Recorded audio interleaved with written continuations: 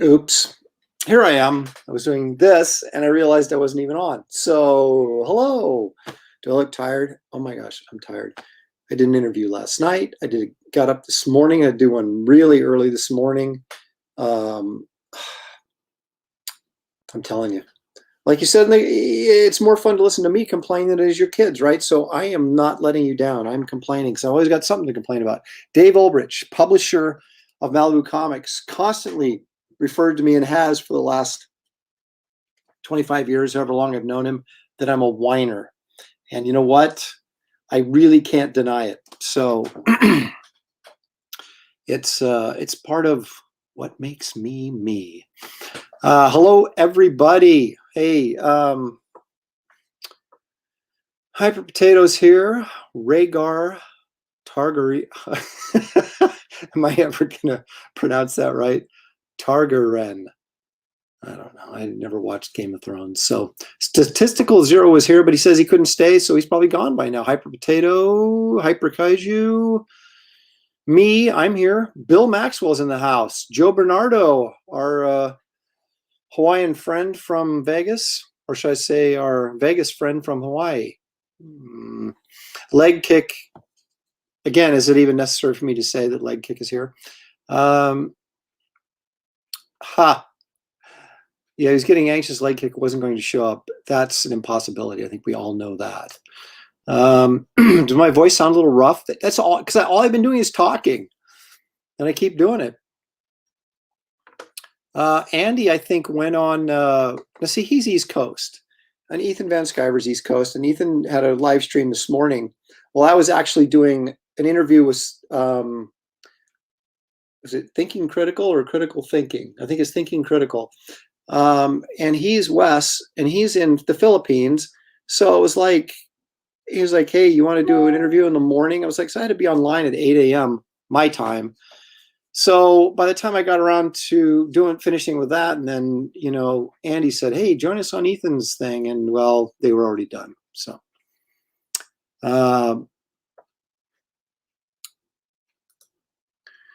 yes, but do you have cheese with the wine? No, I don't, but I have this for you.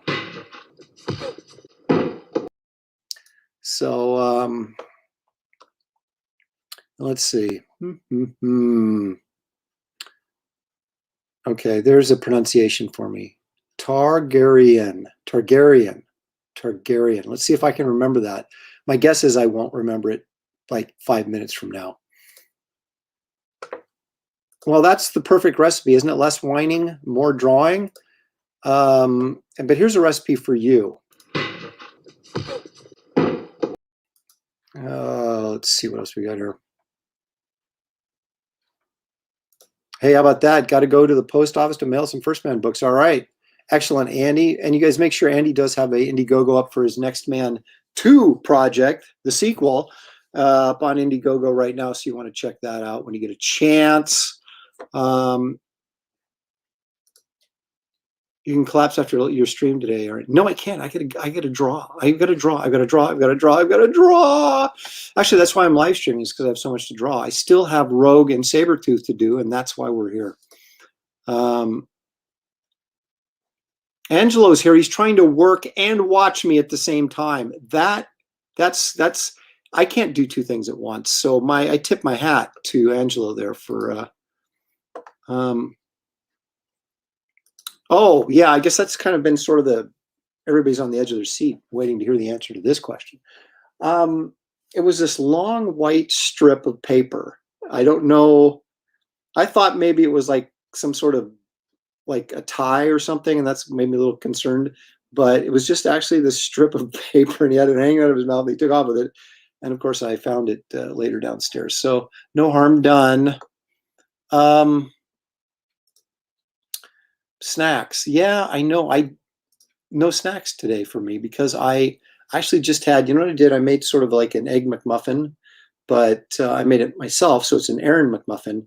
And so just an egg, some cheese, a little ham on an English muffin. That was kind of my breakfast, because I didn't have any breakfast because I was up doing this interview till like 10:30. Then I went down and made the McMuffin, and here I am. I had a couple of dried cherries too to go along with that.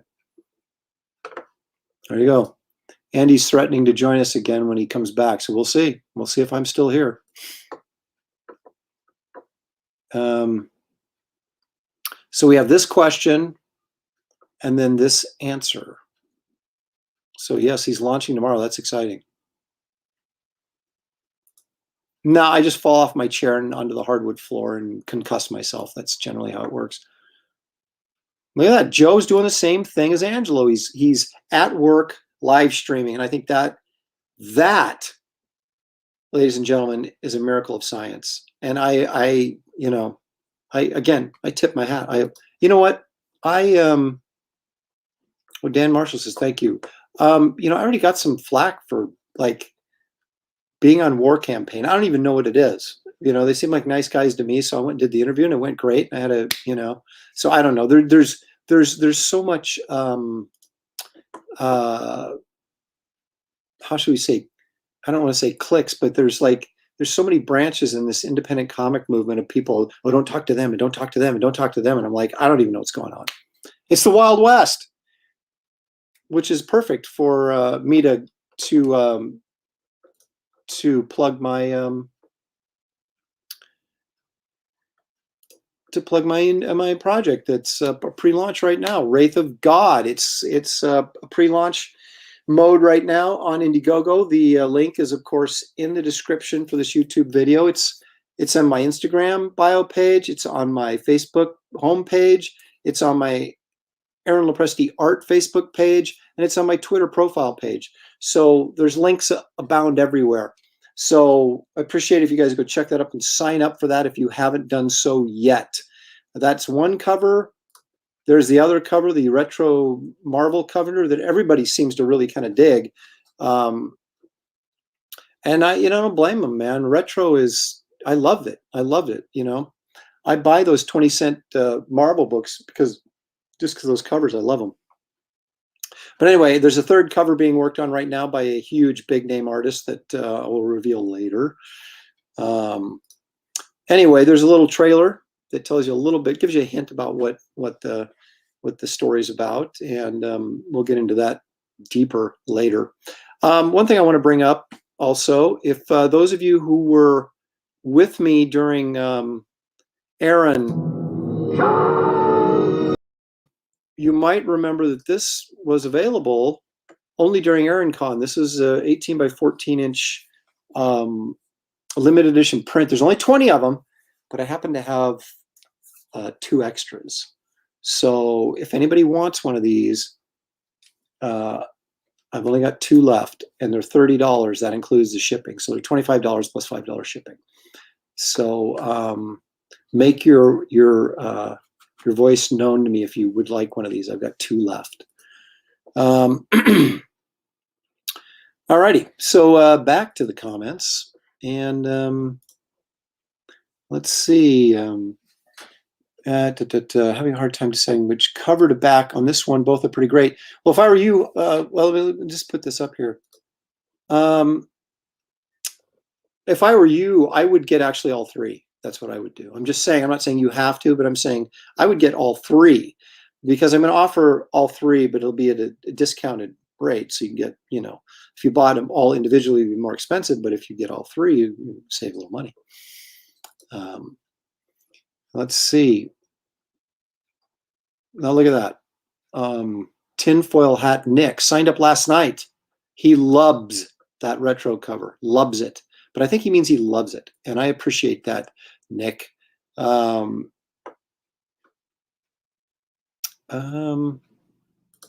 Yeah, how about that? It is kind of that, isn't it? I didn't put any, there's no chains on him though. No chains. So Defenders of Comics is there.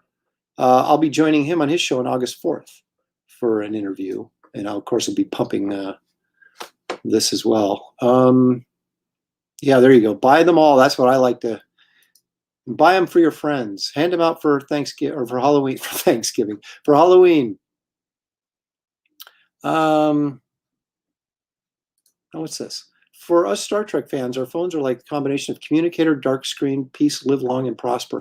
Hey, I am a huge huge Star Trek fan. And let me show you how big of a Star Trek fan I am.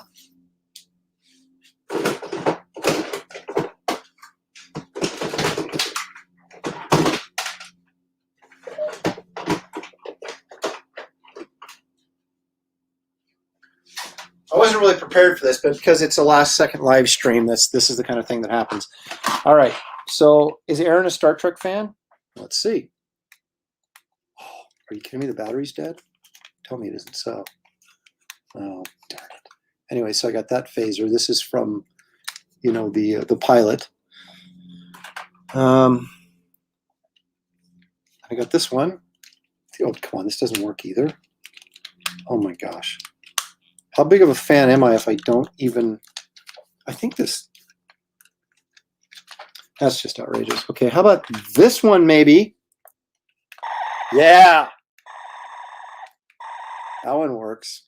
Yeah, baby. I can put it on stun. Okay, now that's kill. That's stun. Yeah. All right. When I got this is from Star Trek 2. Hopefully. Oh, there we go. Come on, man. Oh, it turns it on and off. Okay. Oh, for crying out loud. There we go. Yeah. I also got a couple of these. Oh, of course, this is dead too. Oh, does this one work? Ooh. Huh? Yeah. Huh? How about that? So, yeah, to say that I'm a Star Trek fan might be a slight understatement. Yeah, look at that. He knows. Dan appreciates. Holy Original Cage episode phaser. You got it, man.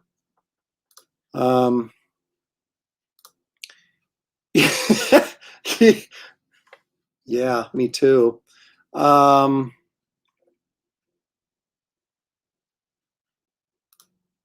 Hey, appreciate, where is it? There it is.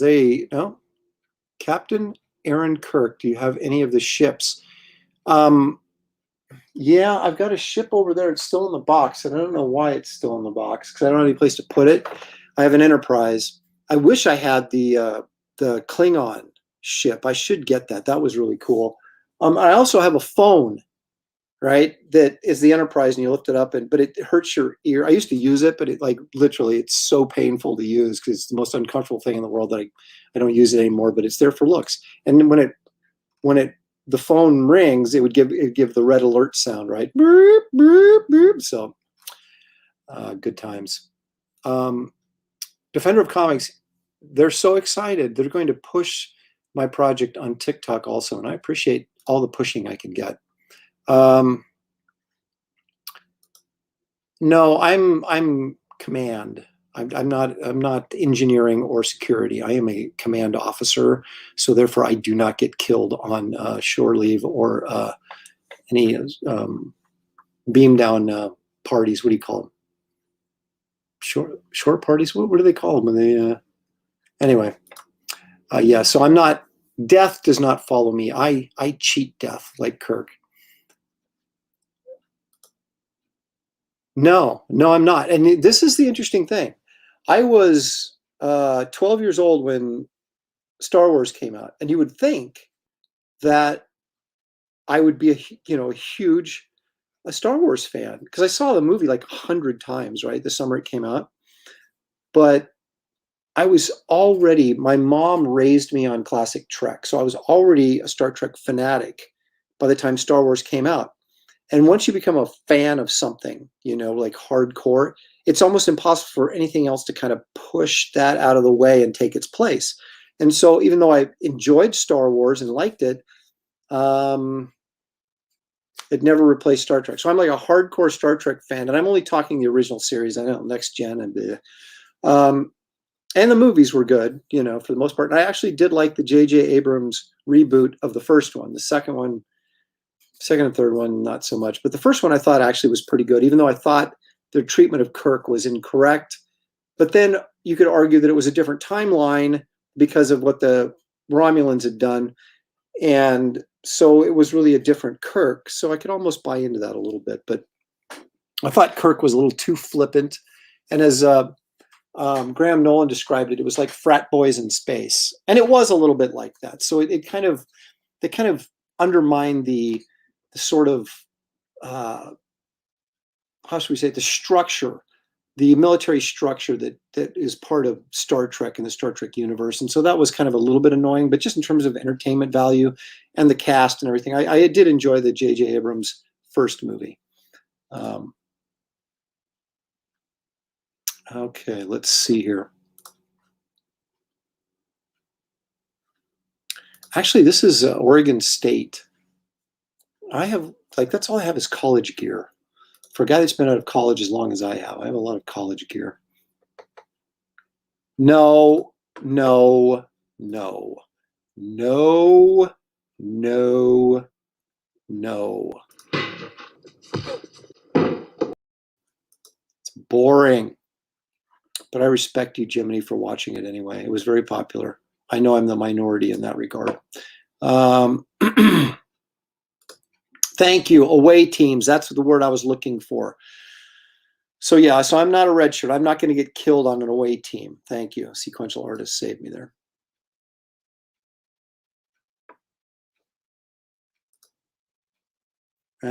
That's true. I could be asking for trouble. I need to make sure my phasers aren't drained before I go down to any sort of alien planets. AJ's also confirming that it's an away team. All right, so let me show you some pictures. Most of you were with me yesterday, so you saw these, but whatever, we'll show you again. Okay, so exciting Thor frog or Thorg. Sedate and boring Thor frog. Two-Face. Planet Hulk. Black Widow. Man-Thing. Gwen Stacy.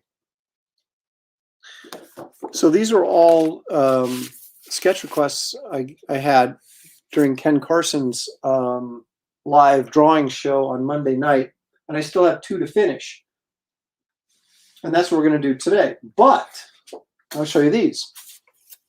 So I was on Mike Miller's Drawn and Quartered last night, and of course I crushed. And we're supposed to draw Black Widow, but so I drew Black Widow. Oops. And got finished with Black Widow before anybody else was done, so I colored it. And then they informed me that that was cheating, that you couldn't use color. So while they were still working on their first drawings, I did another Black Widow that wasn't in color. I've added color since. But I finished it last night in black and white, and then I just put some tonal, I just put red in the hair basically and a little yellow on the belt and the wristbands, and that's it. So I did that. So I basically drew 2 Black Widows and won the competition. So anyway, I've got these. I've got this. I got this. I got this. And the 2 widows that are available for purchase if anybody's interested. So there you go. How about them apples? All righty.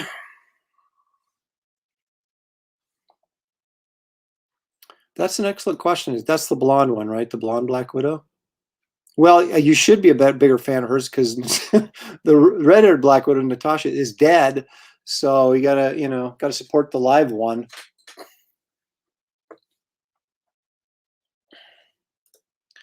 Well, Jiminy, I call it as I see it. I speak the truth. I speak the truth. No, there's a lot of trash talking that goes on Drawn and Quarter, which many of you that watch it would know that. So of course I'm just saying that all in good fun.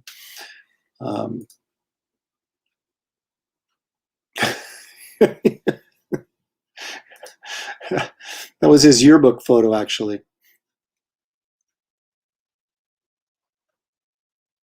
Oh my gosh.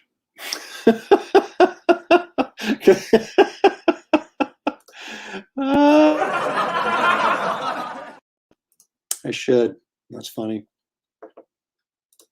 Thank you, Nick. Appreciate it.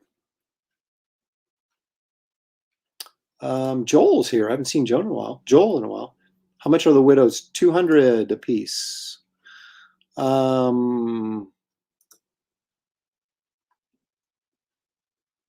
Where do we purchase? That depends on what you're asking for.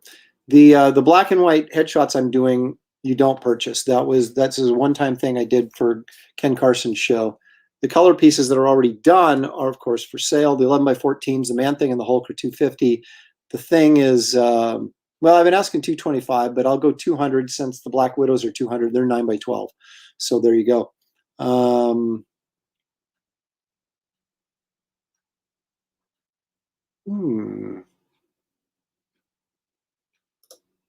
Patient and humble.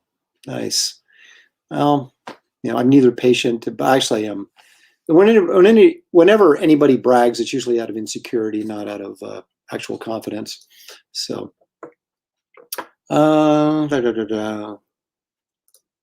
thank you, Dan. I appreciate that very much. Ooh, we have a question.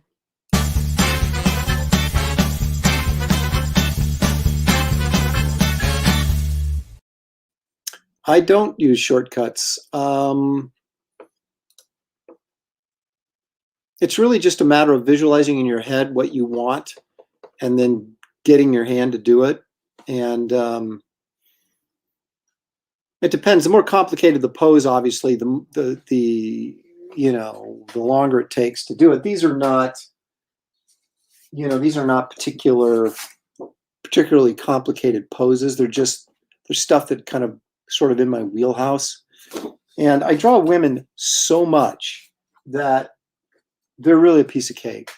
They're just, the figure just flows right and bam, you're there. So as long as you get the face right, you're in good shape. When I'm drawing, male characters or something like that, they tend to take a little bit longer because they don't, I don't know, the figure doesn't free flow as easily for me. And especially doing sketch art and things like that, it's female form is so easy to me because I've been doing it for so long and so frequently that I can just kind of burn through those.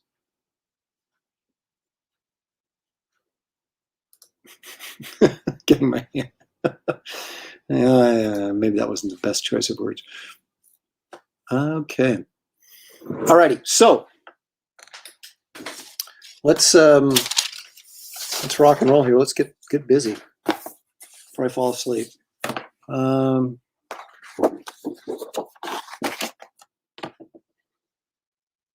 it is. No shortcuts. He's an artiste. Yes, I'm a pretentious artiste. All right. Well, doggone it. You know what I didn't do? I didn't get my camera controls open. There we go.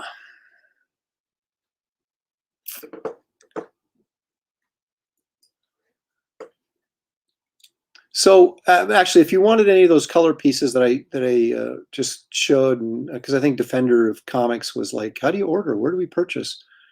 You can just type the words in "sold Black Widow" or whatever in the chat right now, and I'll put you down for it. But then you'd actually have to PayPal me the money. But that's kind of how you do it. If you want to think about it, you can certainly message me on Facebook or email me at aaron@aaronlopresti.com.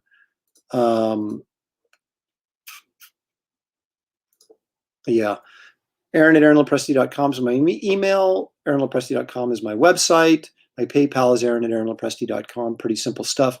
If you can spell my name, you can find me. So yeah, you can just message me if you have interest in the artwork, or if you just must have it right now, you can just say sold. Yeah. Oh, yeah. This is a reminder. I think that Hyper Potato. I'm supposed to dig up my sketchbooks for you. I totally forgot. So thank you for reminding me. I will dig up the one. I think I have 4 different ones, but I'll let you know. I swear I'll check as soon as this live stream's over. Rodney is here in the house. Hey, Rodney, thanks for joining. Arlene is here. She has a happy, sunshiny face, and that always kind of brightens my day. Thank you. Thanks for joining. I'm very expensive, extremely expensive. I do 11 by 17 single characters with limited background, full color for $375. Generally is what the color pieces go for.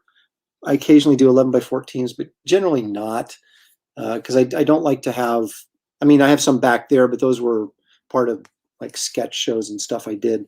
Because I don't want to have too much pricing variance, because then I have to remember what I told people. And if I just have like one thing that I do, then it's pretty easy to remember what the price is. So, but you can, like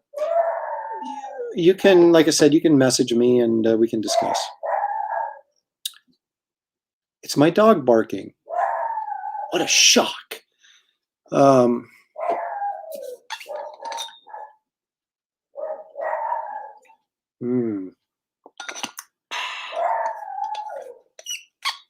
That probably means somebody from Amazon is dropping something off my front door, which means Shelly probably ordered something.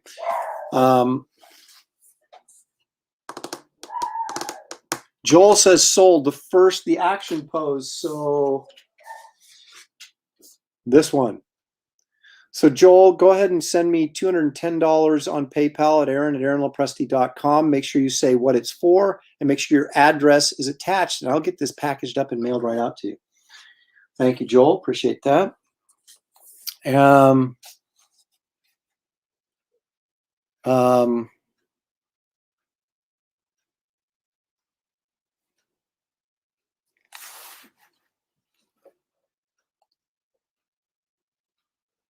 how about that?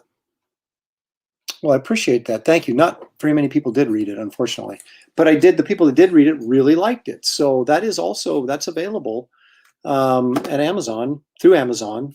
I'm going to try and get some copies from Dark Horse so I can actually maybe sell some autographed copies or something like that. But yeah, that was really fun to work on and a fun read. It's not, it's not rocket science, but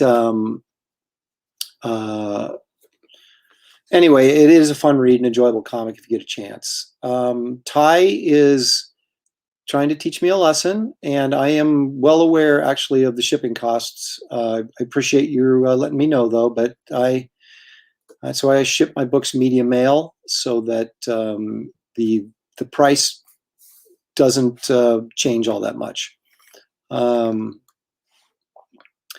Yeah, the villain in that book, they had to remove his.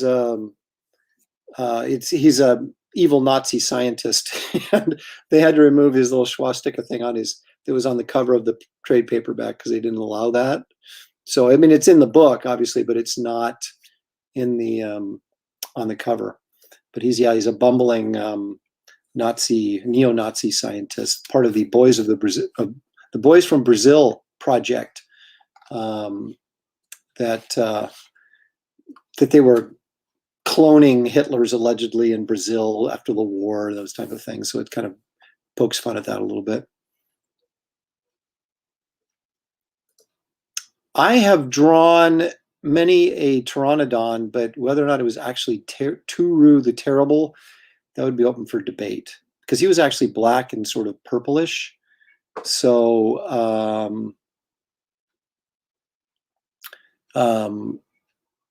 I guess I should honestly say I have never drawn him, but I do love him deeply. I love Turu. It does, but does bumbling evil Nazi scientist? That's probably redundant too. Okay. Alrighty, let's get rocking and rolling here. I will switch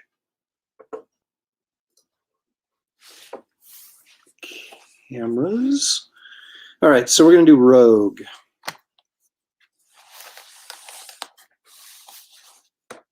I'm going to kill this light. There we go, because we don't really need it.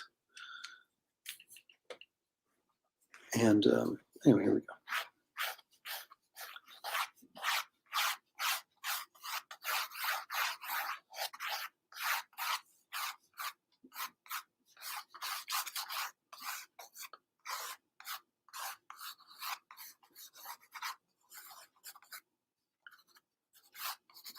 Rogue is one of those characters. He's had so many costumes. It's like, I don't even know which one to even think about using.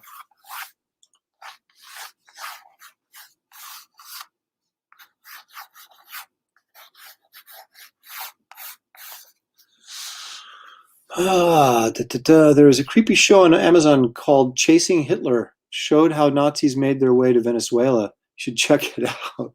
Oh my gosh, I probably should.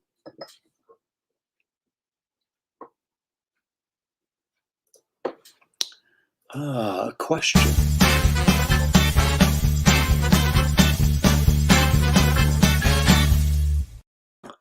Hey, Aaron, does Marvel own the rights to Sludge? Any chance they'll ever reprint that stuff? It's great. Thank you, AJ. Yes, they own it. No, they won't. The harsh reality is with any of the Malibu books is that we, as the Malibu gave us really good creator deals on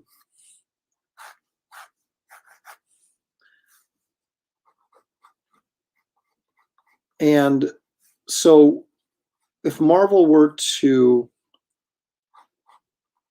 put any of that stuff out, even if they like, whether it's reprint material or new material, they would have to pay us more than they would your average artist, because we have co-creator rights to those. And as a result, they're buried forever, more than likely. Because, you know, Disney doesn't make enough money, gosh darn it. They can't share what little they have.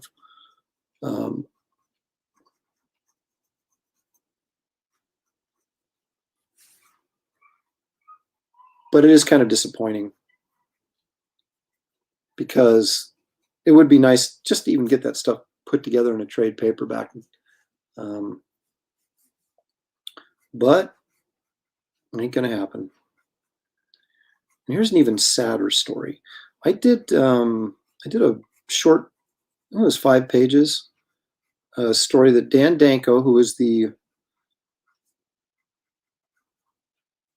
I guess you'd say co-creator, but instigator of Lord Pumpkin, or the writer, and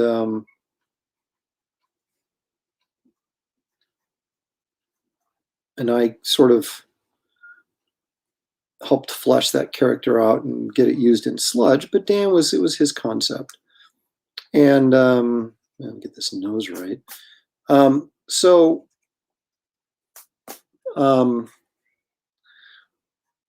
Near the end of Malibu, we did a 5-page story, and it was the first meeting between those of you who actually read the Malibu stuff. Lord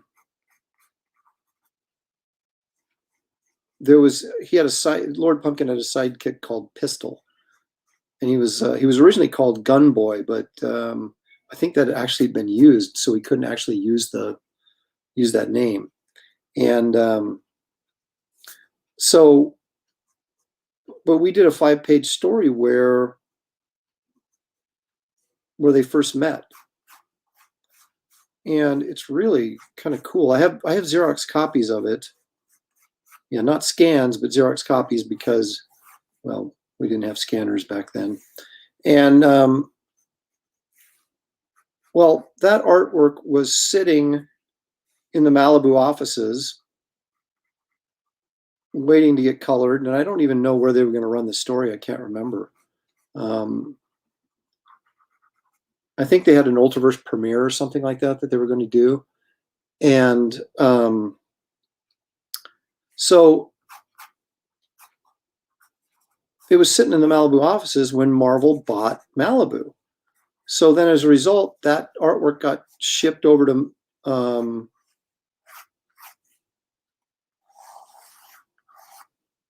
Marvel's art return department, right?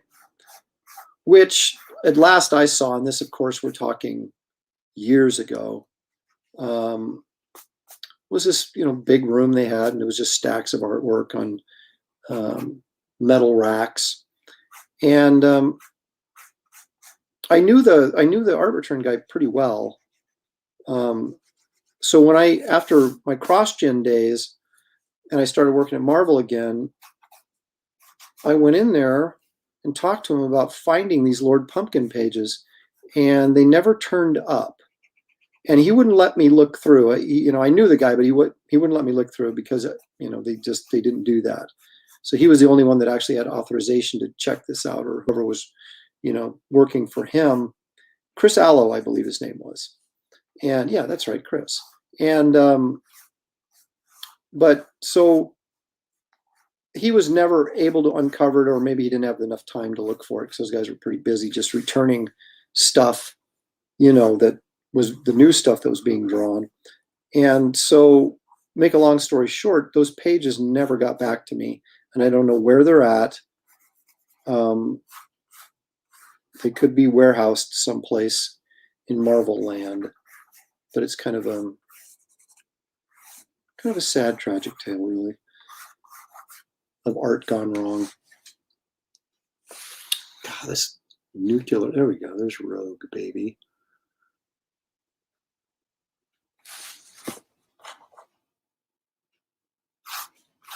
I can't remember if she always wore a headband. I think she did. So that's probably a Jim Lee invention, wasn't it? The Rogue headband.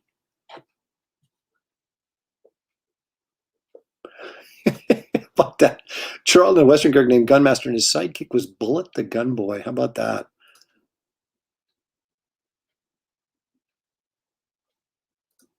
That is absolutely correct. They tried to bring back, no, the CrossGen stuff, we didn't have any sort of ownership of that. I mean, some of the writers may have, because they were brought in to create that universe, like Barbara Kiesel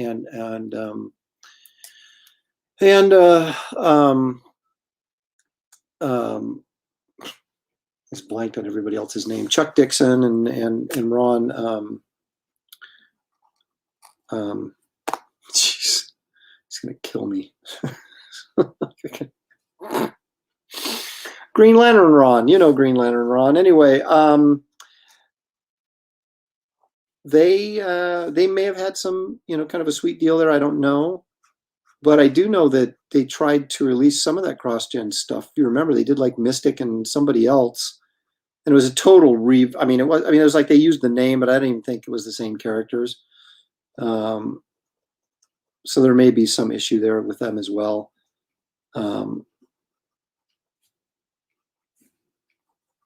Ron Mars, jeez, okay. That is embarrassing because I am like friends with Ron, and I've known Ron for years, and for me just to and John Carter of Mars, I was like, how in the world did I blank on his last name? That is so embarrassing. Please don't anybody tell him I did that. But I blame it on old age. But yeah, they did release those, and then they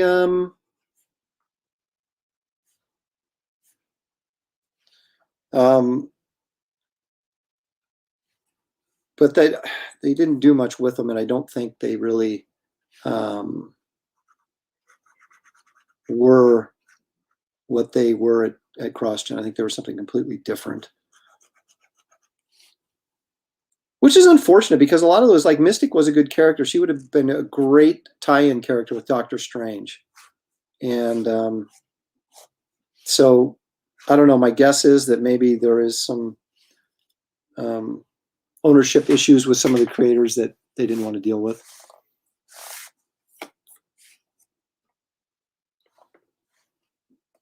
Now, Joe says he's at work, but then he says he's trying to draw alongside of me. So, Joe, do you draw at work? What do you do, Joe?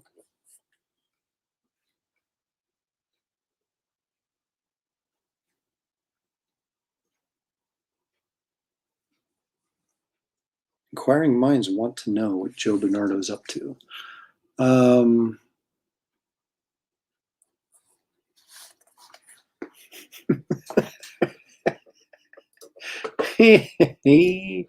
Yeah, anytime you rip on Mike, you get a laugh from me. He'll probably be in here in any minute trying to start a revolution. Look at that. Jeff's getting all kinds of credit for his sense of humor. Look at that. See, look at that. Burn. Oh, Joe is eating lunch. He's on his lunch break. Okay.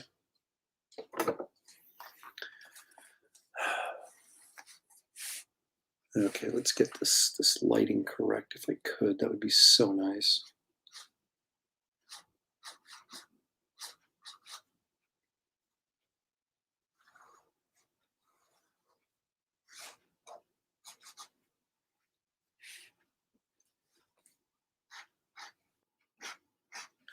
My daughter gets her wisdom teeth out tomorrow, and she's kind of freaking out because she's never been put under before. And of course, Shelly and I have been put under more than I care to count. So we're like, no, it's hilarious. You just start counting backwards, and you start feeling yourself fade away, and you can't stop it. It's just and she's like getting even more panicky when I tell her that, and I'm like, no, it's fine. But so it'll be a new experience for her. Now she goes in. That should be there like at 6:30 in the morning. I'm like, are you out of your mind? So Shelly's taking her because our dog's grooming appointment is actually tomorrow morning as well. So I will be taking the dog to get him groomed, and Shelly will be taking our daughter in to freak out and get her wisdom teeth removed. But I think she would much rather have mom there than me because mom's much more sympathetic than I am. I'm always like, come on, suck it up. You'll be fine. Rub a little dirt on it. You'll be fine.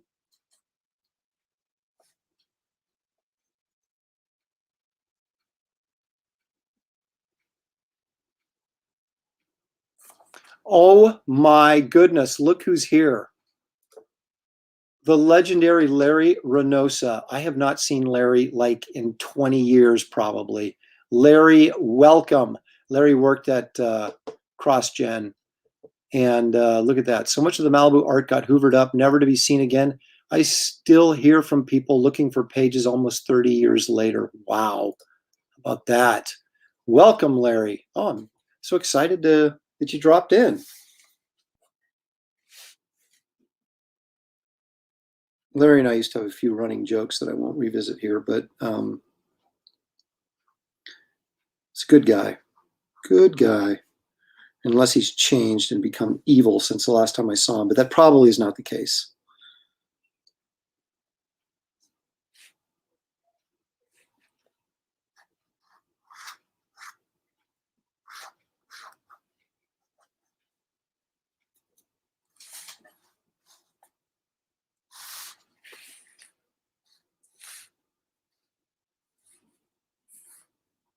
If I hold this just like this and never move it, our lighting will be perfect.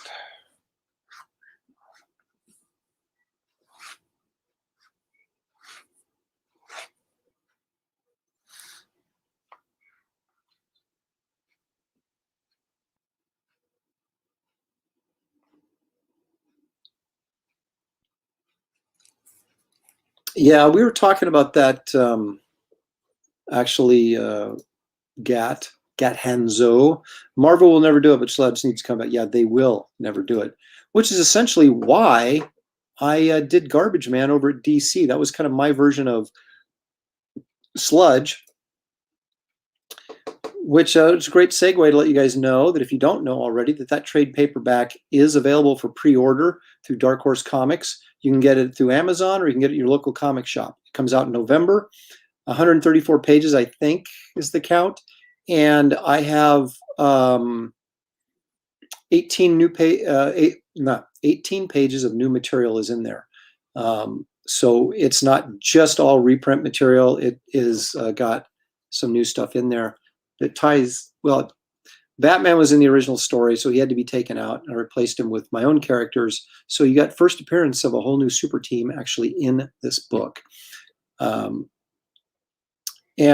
anyway, Steve Gerber was the writer, and we didn't necessarily see eye to eye on how the book should be done.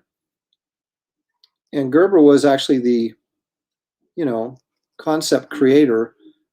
Actually, I don't know if I got co-creator status because I think Kevin Nolan did the actual character design, and then I kind of based my design off Kevin Nolan's design. So I probably don't have any ownership in Sludge, although I might. I don't know. I can't remember. But anyway, he wanted it to be a crime book. If you remember Gerber when he wrote Man-Thing back in the 70s, Man-Thing was, well, he was a non-thinking sort of, he couldn't really do a lot with Man-Thing, okay? So Gerber used him as a catalyst to tell other stories. Well,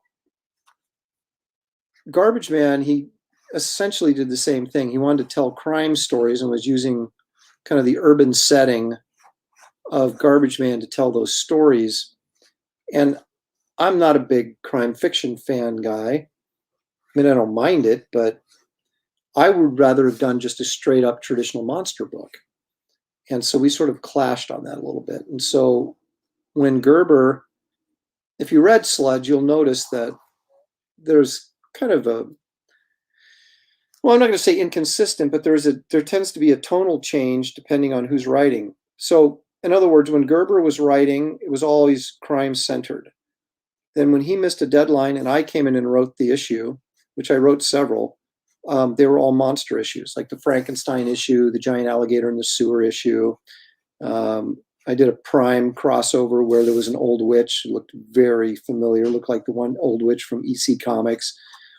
And so we had different takes on the on what we wanted to do with the character. So when I did Garbage Man for DC, or created Garbage Man for DC, that was, what time's your appointment? 1. What time is it now? 12:30, I think. Okay, so we'll leave in about 30 minutes, 20 minutes. About 20 minutes. Yeah. So 10 minutes to 1. Yeah.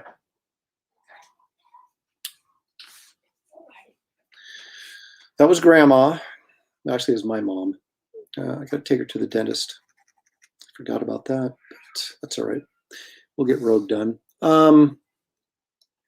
Yeah, so anyway, so when I did Garbage Man for DC, I did, I mean, I didn't rip off Sludge in the sense that, I just did the same thing, but, I mean, they're obviously similar characters. And there is a crime element to Garbage Man, but it was more a monster book, and that's what I wanted it to be, focused on. Kind of like the old Swamp Thing used to be, the first 10 issues that Wrightson and Len Wein were working on were basically, Swamp Thing fights a different monster every issue kind of thing. And that was kind of my approach to Garbage Man as well. So if you love Sludge, you should go pick up Garbage Man if you haven't read it, because I think you'll probably like it. My goodness. Shelley's at a nearby casino right now. She said she just doubled her money and cashed out. That's what I like to hear.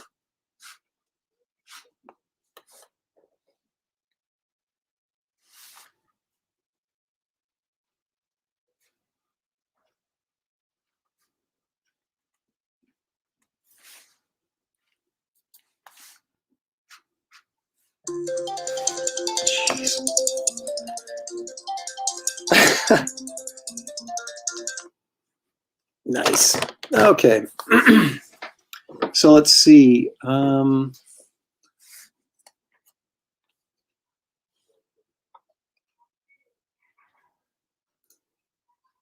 Ultraverse titles were Sludge, Prime, and Nightman. Aaron Lopresti, Norm Brayville, and Kyle Holtz. I had good taste even back then. How about that? You sure did. Thank you for that.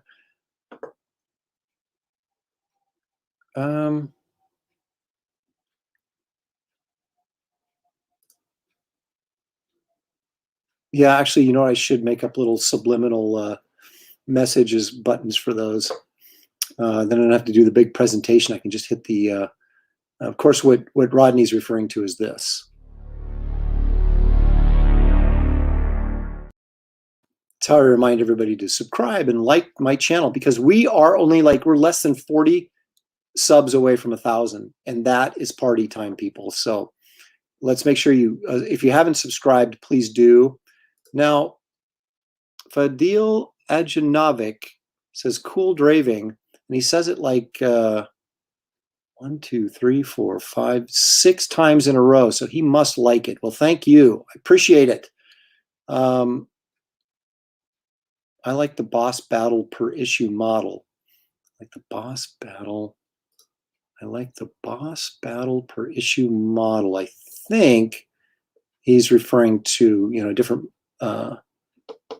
fighting a different character every issue, right? Something to that effect.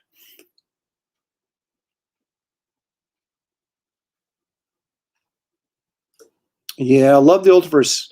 I'd already been buying a bunch of Malibu books. It felt like I was watching history with the expansion. Sure, I sure wish it had survived. Yeah, so do I. You know, it's funny how it seems obvious the mistakes that a lot of small publishers have made over the years.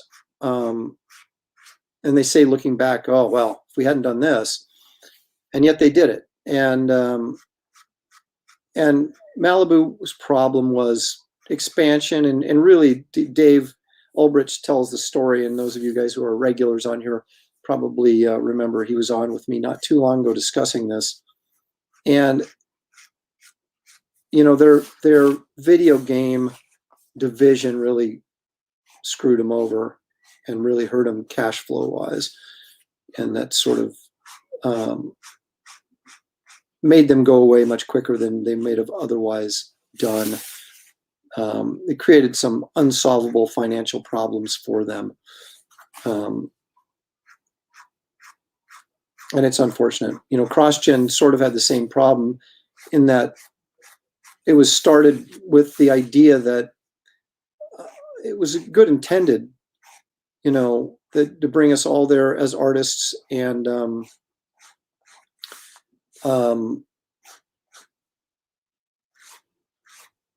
you know, give us health insurance and vacation and all these things like a real job, but it's just not, there's not enough money in comics being generated in comics to sustain that sort of business model. And plus they, you know, CrossGen was doing pretty well in the fact they were hitting about, they were in that 20,000, you know, per issue, per title range, which is, you know, you're in survival rate at that point. You're not doing great, but you're surviving. But then they just kept expanding, expanding, expanding. And, you know, there's only so many dollars out there to spread around. And they just didn't, the market couldn't handle it. And it fell apart. So, and I think CrossGen was also looking, hoping, planning on entertainment money from Hollywood to help them survive. And the funny thing is, if they had started, you know, like now during this period of time where you have all these streaming services looking for product, they might have cut the deal that they needed to cut that would have allowed them to survive and keep going. So, you know, timing's everything, right?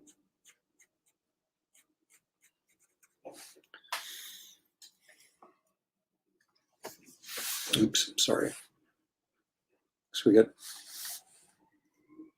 Rogue's hair going here. I got to make sure that I don't go too long and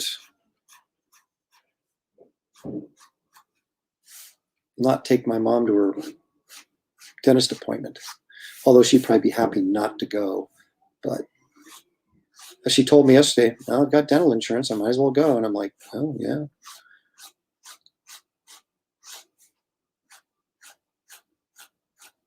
But when you're 90 years old, you kind of like, I don't think you really have to do anything you don't want to, right?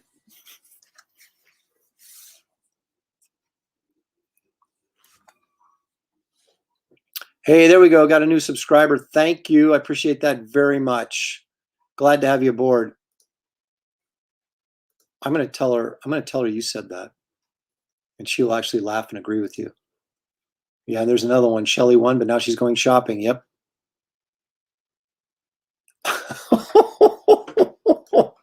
Oh.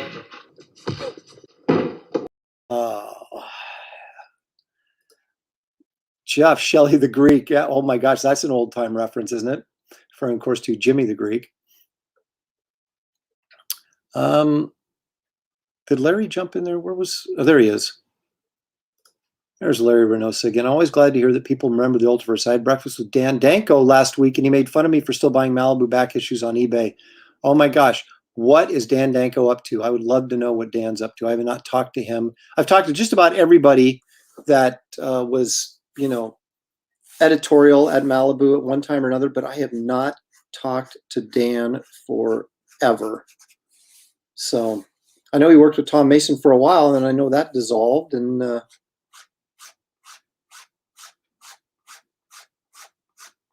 interesting. I was just asking Dave Ulbrich if he'd heard from Dan recently or anything. And he was like, no, I don't know what he's up to. So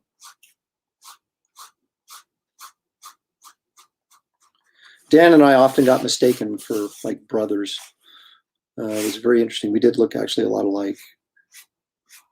I don't know if he still has his hair or not. If he still has his hair, we probably don't look anything alike now. But back then, when we both had hair and glasses, you'd think it would take more than hair and glasses for people to look the same, but apparently not. Who was it that kept? He always thought I was Danko, and he always thought Danko was me. One of the artists, I can't remember. Oh, Gordon Purcell, I think it was. He's always thinking I was Danko, and I always thought Danko was me. It's very funny.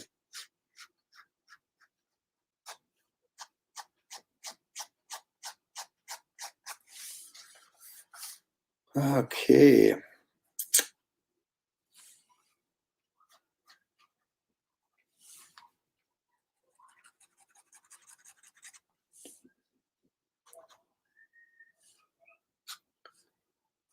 That seems like a fairly solid rogue right there.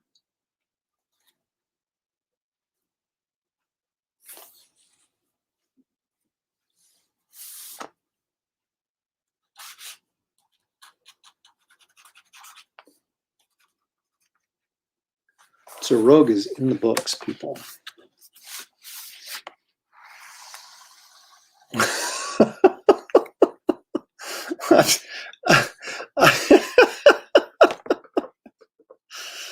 Oh, that's funny, but it's also deserving of this. So you got a first double of the day, AJ. Hey, there's a guy with a long box. Lady Celtic Moon just dropped in. Hey, lady.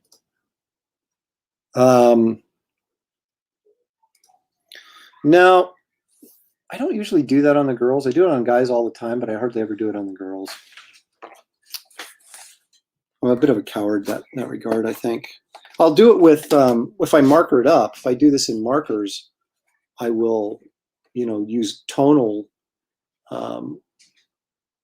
markers to put a shadow and some shadows on there, but you generally don't do it with line work. Anyway, so that's that. I have a few minutes. I'm not going to get this finished because I have to take Graham out of the dentist.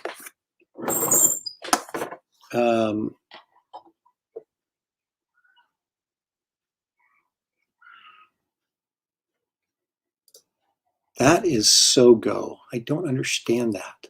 Hyper Kaiju, thank you very much.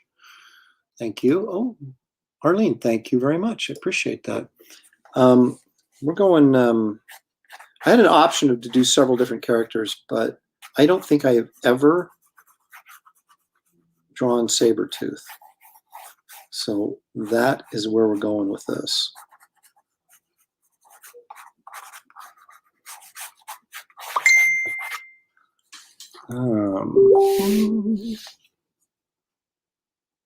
Who is that for? Oh, I did a drawing show. Ken Carson has a drawing it's called 4C Comics or something like that, on Monday nights, where he invites artists on, and then people in the chat will like say, "Oh, I want a drawing of so and so," and of course we charge for it. And so I was doing these basically these 9x12 headshots for $100, and so I couldn't stay very long on his show because of family commitments, like I've got coming up here in a few minutes. And so those are sort of makeups that I didn't finish on the show.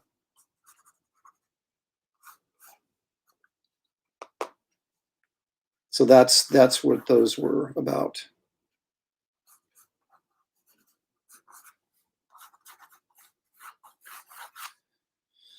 Yeah, I got too big too fast. See, that's what happens when you just kind of start winging it. Let me try that again.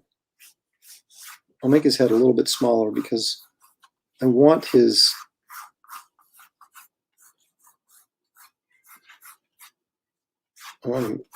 yelling and screaming here because, you know, he is Sabretooth, so he's always got to be yelling and screaming at somebody, right?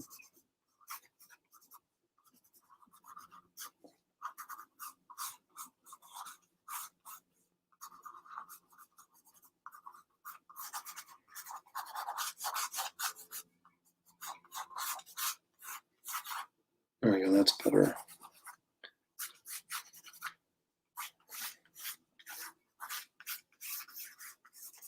Yeah, so I ended up with about 8 of these drawings that I had to do, and I only got 2 of them done during the stream because I could only stay on for an hour. And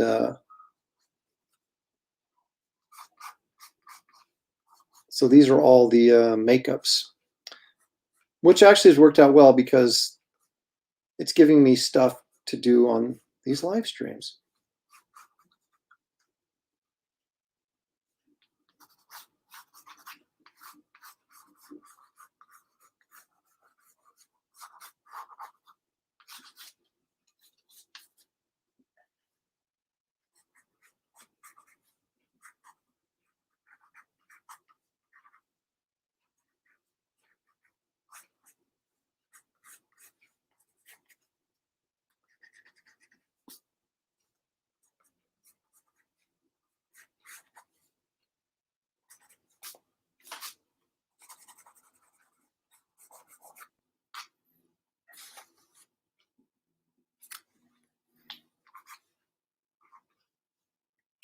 This is much better than what I had going there previously.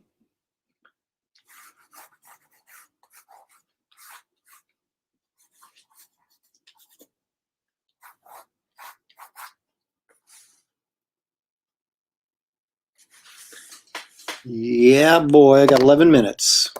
What can I get done in 11 minutes? Oh, I think I can get a lot done in 11 minutes.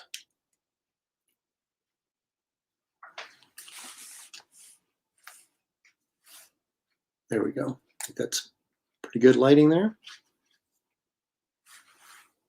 Yeah, Jiminy Cricket. Draw, Aaron, draw. You can do it.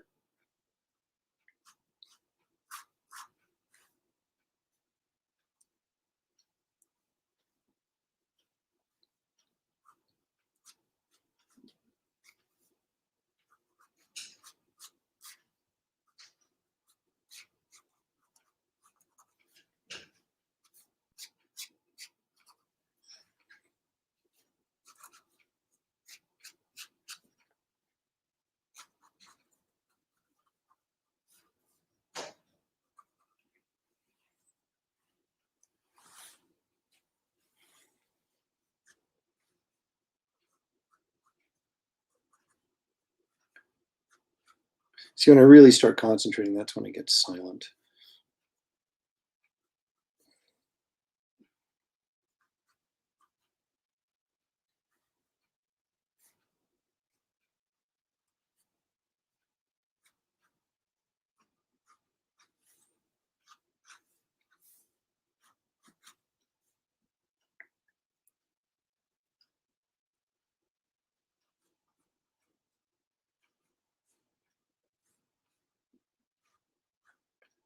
There we go. I had to get those teeth right because they were not right.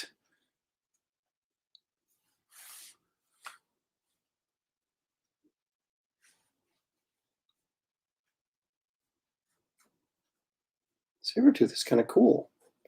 Never drawn him before. I was like, hey, this is kind of cool. I do have his first appearance, which was in Iron Fist number 15, I believe. But I do have that. Someone had suggested that I do kind of a Sunday show on comic collecting, and I might do that. But I've got an idea for this week's Sunday show that's going to involves the 70s, which shouldn't be a shock to too many people. I'm going to take a look at some art and trends from the 70s in comics, and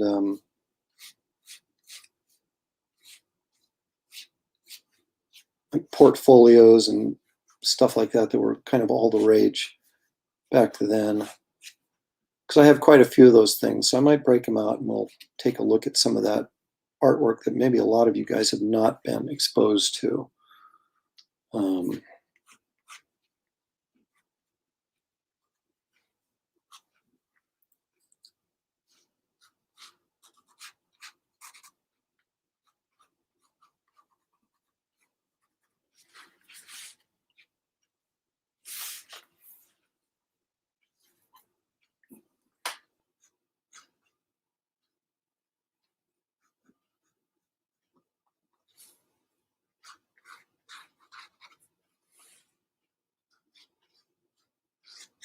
I'm assuming he has pointed ears. He better, because that's what I'm giving him.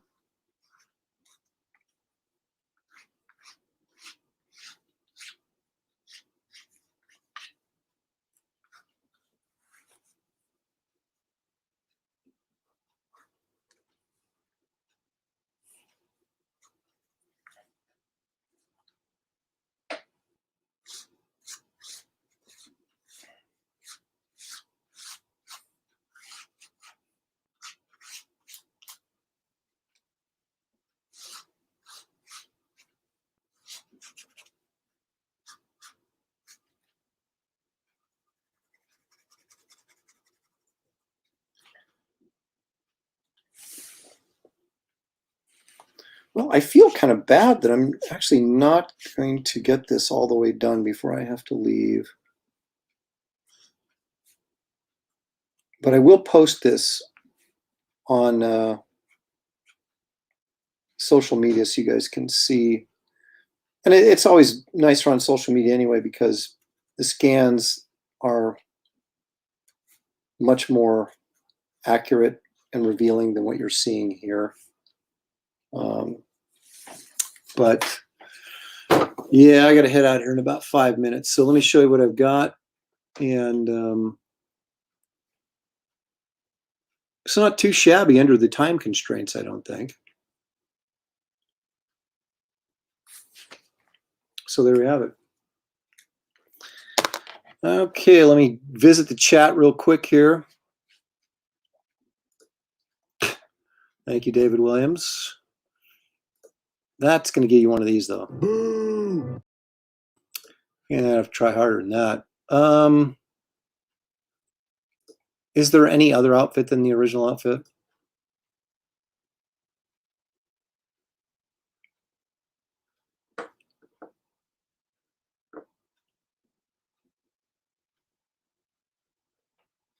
Yeah, I think that's it. Bagging and boarding with Aaron. Let's do it.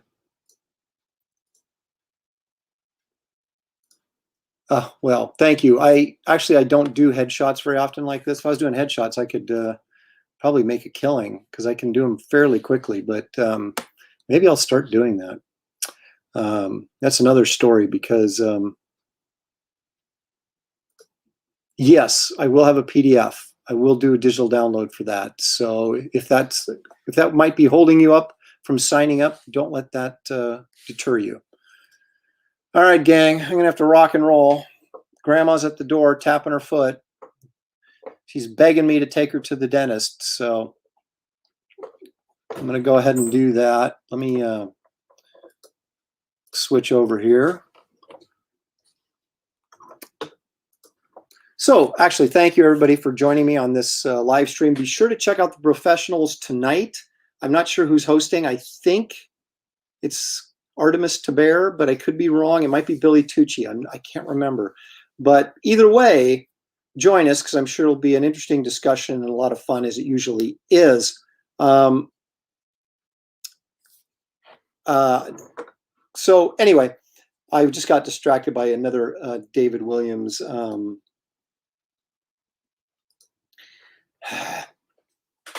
right, everybody. Thank you. Thanks for joining me. It was fun. I'll be back before you know it because you can always count on me showing up when I'm least expected or least wanted. So anyway, again, Professionals Tonight Thursday. If you don't see me before then, I'll be back Sunday night, somewhere between 4 and 5:30 in that area. I'll post on Saturday a definite starting time. But join me for the big Sunday show. And remember to go to Indiegogo and check out my Wraith of God graphic novel pre-launch page. The link is right here on YouTube, and it's all over Facebook, Instagram, Twitter. All my accounts have links on my profile page, and my bio page is there. So thank you all, and we'll catch you next time.